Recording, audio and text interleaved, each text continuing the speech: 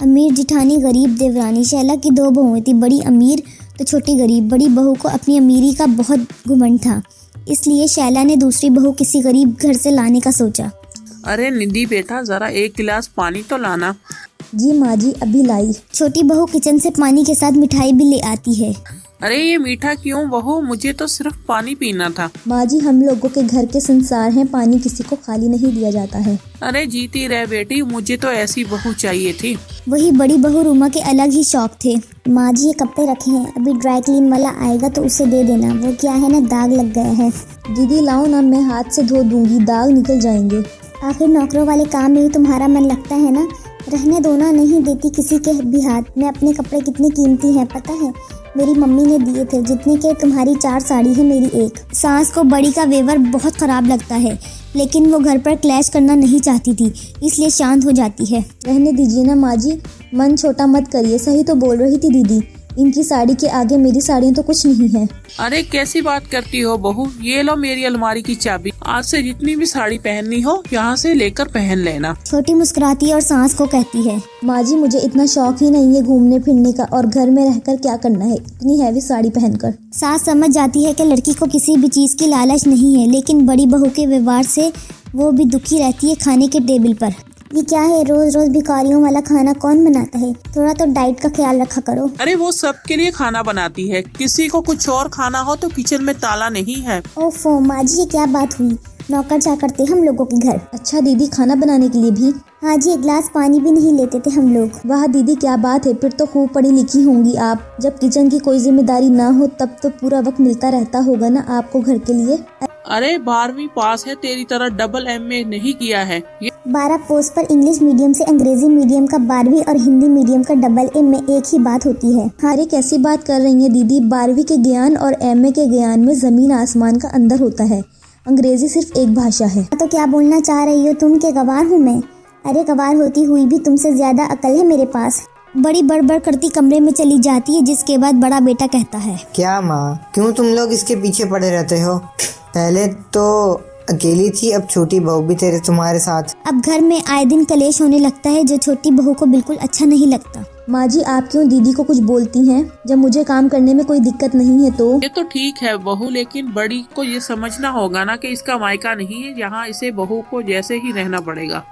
लेकिन पैसों की मारी जिठानी कहाँ ये सब समझने वाली थी। आज मेरी मम्मी पापा आ रहे हैं तो प्लीज आप लोग कुछ अच्छा बना लेना। जी दीदी, क्या पसंद करते हैं वो लोग खाने में? अरे बेटा, वो लोग तो बड़े लोग हैं, घर का खाना कहाँ खाते होंगे। बड़ी बहू एक काम करो, मैं तुम्हें 5 स्टार होटल का नंबर भेज रही हूँ, खाना मंगवा लेना, और हाँ थोड़ा ज्यादा ही मंगवाना। वो क्या है ना, हम लोग भी देखेंगे कि पैसे वाले लोग कैसा खाना खाते हैं। हाँ, क्यों नहीं। हाँ दीदी, एक बार मैं देख लूंगी तो आगे से मैं भी बना दिया करूंगी, अभी तो आप ऑर्डर कर ही दें। बड़ी बेचारी 10,000 रुपए का खाना ऑर्डर करती है, और जब माँ बाप आते हैं तो। अरे मेरी बेटी कैसी है, नमस्ते आप सभी को। निमर से आंटी जी, मैं पानी लेकर आती हूँ घड़े का ठंडा ठंडा। अरे नहीं, रहने दो, मेरे घर में घड़े वड़े का पानी नहीं चलता। बेटा वो सरसों के तेल में आलू के पकोड़े भी तल लेना, और मिर्ची की चटनी। छोटी किचन में जाती है और सारा खाना बनाकर ले आती है। बड़ी के माता पिता खूब चाव से खाते हैं और चले जाते हैं। वाह वाह वाह वाह, क्या पकोड़े और चटनी है, वाह वाह, मजा आ गया बेटा। और ये 10,000 का खाना आया है, वो कौन खाएगा? ए अल्लाह, मेरे पैसे फालतू में चले गए। अरे तेरे लिए 10,000 कौन सी बड़ी बात है बहू। शाम को बड़ा बेटा आता है और वो परिवार के सामने कहता है, अच्छा सब सुन लो एक बार, मेरा प्रमोशन होने वाला है, लेकिन बॉस और उनकी बीवी घर आएंगे, तो प्लीज सारा मैनेज कर लेना। अरे कैसी गवार हो, जैसी बात कर रही हो। मेरे मायके के हिसाब से मैं सारा इंतजाम कर दूंगी, बस आप लोग ढंग से तैयार हो जाना। वो क्या है ना, बड़े घरों के लोग घर में ये पजामा टी शर्ट नहीं डालते। दूसरे दिन शाम को बहू ने पूरे घर को तैयार कर दिया, जहाँ छोटी बहू और सास सुंदर से हल्की शेफून साड़ी के साथ हल्की फुल्की ज्वेलरी पहनी होती है। बड़ी बहू ने हैवी बनारसी साड़ी के साथ हैवी ज्वेलरी पहनी होती है। वो लोग आ गए हैं। अरे तुमको मैंने कहा था ना कि बॉस आ रहे हैं, फिर कहाँ के लिए तैयार हो गई? कहाँ के लिए मतलब? आपके पास के आने के लिए। तो तभी छोटी बहू और माँ को देखकर बड़े बेटे के चेहरे पर मुस्कान आ जाती है। माँ, तुम और छोटी आगे रहना। तभी पास आते हैं। बहुत दिनों बाद हम लोग किसी के घर खाने पर आए हैं, वैसे आपकी साड़ी बहुत सुंदर है। बॉस की बीवी छोटी बहू को कहती है, जी शुक्रिया, आइए अंदर आइए। सभी खाना पीना खाने के बाद निकलने वाले होते हैं कि बॉस छोटी बहू से कहती है, आपके पति का प्रमोशन पक्का। जिनका व्यवहार और खाना इतना अच्छा हो वो अच्छा प्रमोशन तो डिजर्व करते ही हैं। तभी बड़ी बोल पड़ती है, अरे एक मिनट, इसका पति तो आपकी कंपनी में काम भी नहीं करता, फिर क्यों प्रमोशन? बड़ा बेटा समझ जाता है कि मामला क्या है। बॉस, ये मेरे छोटे भाई की बीवी है। मेरी बीवी तो ये है। अरे ये आपकी बीवी है? मुझे तो लगा कि शादी वाले घर से ये कौन खड़ा है। वैसे भाभी जी, आप कहाँ के लिए तैयार हो गई? हम लोगों के आने के कारण आपका कुछ कैंसिल तो नहीं करना पड़ा ना? नहीं, वो मैं ना बहुत अमीर घर से हूँ, तो वहाँ हम लोग ऐसे ही कपड़े पहनते। अच्छा, किस घराने से हैं आप? क्योंकि अमीर तो हम भी हैं, लेकिन घर में बनारसी साड़ी बुरा मत मानिए, पर ये छोटी वाली से सीखिए कुछ। ये बोलकर बॉस और उसकी बीवी चले जाते हैं।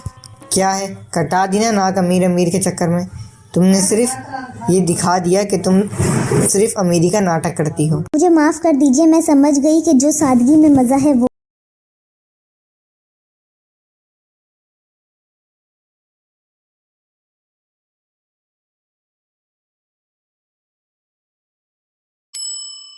माँ चली अमेरिका। निधि का नेचर बचपन से ही शर्मीला था। वो ना ज्यादा लोगों से बात करना पसंद करती और ना ही ज्यादा मिलना जुलना। निधि, ये पैसे ले जरा और बाजार से चीनी तो ले आ। नहीं माँ, मुझे शर्म आती है, आप चले जाओ ना।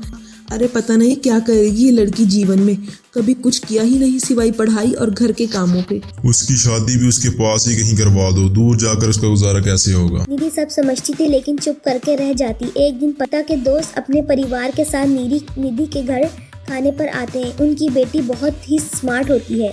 बेटा बेटा के साथ बात करो, देखो अंकल की बेटी भी आई है उनके साथ। चले ना, अंदर चलते हैं, यहाँ कहाँ बड़े लोगों के बीच बैठे।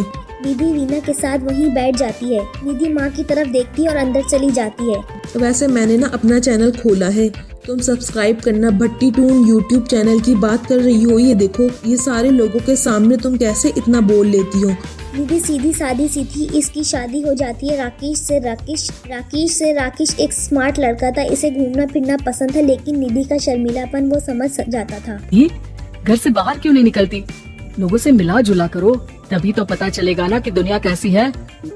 मुझे तो इतनी शर्म आती है। क्या करना है पता करके शादी से पहले पापा, और अब आप ठीक है ना? मुझे ज्यादा दुनियादारी में नहीं पड़ना। निधि की जिंदगी ठीक ठाक चल रही थी। इसके 2 लड़के होते हैं, दोनों को वो पढ़ाई लिखाती है, उनका ख्याल रखती है। दीदी 25 साल हो गए हैं शादी को, दोनों बच्चे सेटल हैं। हम लोगों ने शहर में 2 मकान भी ले लिए हैं। दोनों की शादी वक्त का पता ही नहीं चला कैसे गुजर गया। ये तो है, मैं खुश हूँ, जिम्मेदारी आती रहे, मैं निभाती रहूँ, और क्या चाहिए। मैंने सोचा है कि अब हम लोग अमेरिका जाकर रहेंगे। यहाँ की ज़िंदगी तो हमने जी ली, मुझे वहाँ बहुत अच्छी नौकरी मिल रही है। मैं कैसे चलूँगी, मुझे वहाँ का कुछ नहीं पता। आप तो जानते हैं ना कि मैं घर से बाहर कम निकलती हूँ। अरे तो क्या हुआ, वहाँ ये घर में ही रहना है ना, मैं हूँ ना, नौकरी करूँगा। मान जाती है और पति के साथ अमेरिका चली जाती है। माँ, तुम्हारी बहू को बच्चा होने वाला है, तो क्या तुम 2 महीने के लिए यहाँ आ सकती हो? मुझे तुम्हारी ज़रूरत है, मैं टिकट भेज देता हूँ। माँ, पर अब मैं आऊँगी कैसे? पापा से बात करती हूँ। क्या माँ पर? देखो माँ, प्लीज़ अब बहाना मत बनाना। तुम जानती हो ना, इस वक्त में किसी पर भरोसा नहीं कर सकता। निधि पति को सारी बात बताती है। आने जाने में बड़ा खर्च हो जाएगा, ऊपर से मुझे यहाँ छुट्टी नहीं मिलेगी। बहू पर वक्त ऐसा है कि तुमको जाना ही पड़ेगा। मैं अकेले दुकान तो नहीं जा पाती, कितनी दूर भारत कैसे जाऊंगी? मुझसे नहीं होगा। लेकिन सबके कहने पर निधि को जाना ही पड़ता है। एयरपोर्ट में घबराई हुई निधि एक मुसाफिर से कहती है, मैं ना भारत जा रही हूँ, दिल्ली जाने वाली फ्लाइट पर। सब मिलकर निधि की मदद करते हैं और फाइनली निधि भी भारत पहुंच जाती है, जहां बेटा उन्हें घर ले आता है। वाह माँ जी, मैं यहाँ से बहुपाल तक नहीं जा पाती, आप अमेरिका से आ गई भाई। चालाकी तो औरतों में होनी चाहिए। आहा, हम बुद्धू के बुद्धू रह गए। निधि इतनी दूर और लंबा सफर करके थक जाती है। वो चुपचाप बैठ जाती है। बैठना नहीं है माँ जी, बच्चा पकड़ना है, ये लीजिए। और हाँ, घर का काम तो मैं करूँगी नहीं, शरीर कच्चा सा है, तू मुन्नी को सुलाकर कुछ बना लीजिएगा। निधि को भूखा रवैया बहुत बुरा लगता है। जैसे भी थी, हमेशा लाडली रही थी, बेटी की तरफ देखती है। माँ, काम वाली कोई मिल नहीं रही ना, बस देखने की कोशिश तो कर रहा हूँ। जैसे ही मिल जाएगी वो संभाल लेगी सारा काम। अरे कैसी बात कर रहे हो? चुप। अरे कैसी बात कर रहे हो, जब पहले मैंने कहा था कि अमेरिका से उनकी टिकट में जो पैसा खर्च कर रहे हो, इतना मैं नौकरानी रख लूं तो नहीं? मेरी बात पर विश्वास नहीं था कि कोई मेरे बच्चे को अच्छे से नहीं संभालेगा। अब उनका भी खर्चा और नौकरानी का भी। अरे ना जी ना, मैं नहीं संभाल सकती। जैसे तैसे वो 2 महीने रहकर वापस अमेरिका चली जाती है, लेकिन वहाँ जाती ही जैसे राकेश उसे देखता है उसके गले लग जाती है। क्या हालत बना रखी है निधि, कैसी लग रही हो? खाना नहीं खाती थी क्या हो गया? मैं नहीं जाऊंगी कभी भी भारत, आप मुझे हमेशा यहीं रखना अपने पास। तुम्हारी माँ की चूष्टा करके तुमने भेजा है ना, मुझे पता होता तो मैं अपनी बीवी को कभी तुम्हारे पास नहीं भेजता। पापा आप तो रीना का नेचर जानते हैं ना, माँ पर हावी रहती थी। अब मैं तो ऑफिस चला जाता था, रीमा माँ पर जुल्म करती है और माँ भी इतनी सीधी है कि चुपचाप सहती रहती है। मुझे माफ़ कर दीजिए पिताजी। क्या प्यार दिलार के साथ अपनी निधि को संभालने में लग जाता है, लेकिन कहते हैं ना वक्त हमेशा एक सा नहीं रहता। अमेरिका में ही राकेश की भर्ती हो जाती है और निधि अकेली रह जाती है। बड़ा बेटा कहता है भारत चलो ना, हम लोग साथ रहेंगे। निधि को जैसे ही वो सब सीन याद आते हैं वो परेशान हो जाती है। समझ में नहीं आता कि पति के बिना अपने जीवन कैसे चलाएगी। मैंने सारा जीवन घर का काम किया, घर देखा और जिंदगी चलाई, लेकिन जिस घर में रही सबने प्यार दिया, मैं वहाँ नहीं जाना चाहती। तभी राकेश जिस कंपनी में काम करता था उसके मालिक निधि के घर आता है। दीदी, राकेश ने आपके बारे में बताया था, जब से आप भारत से लौटी थी उसे आपकी बहुत चिंता रहती थी, इसलिए उसने मुझसे कहा था कि कभी अगर वो ना रहे तो मैं आपको ये पैसे दे दूं। और हाँ, हम लोगों की कंपनी में आपके लिए नौकरी भी है। निधि पति के पैसे देखकर मन में तसल्ली करती है और नौकरी के लिए हाँ कर देती है। पागल है क्या माँ, कैसे नौकरी करोगी? ये अमेरिका है, दिल्ली नहीं। वहाँ तो तुम घर से निकल भी नहीं पाती थी, यहाँ कैसे?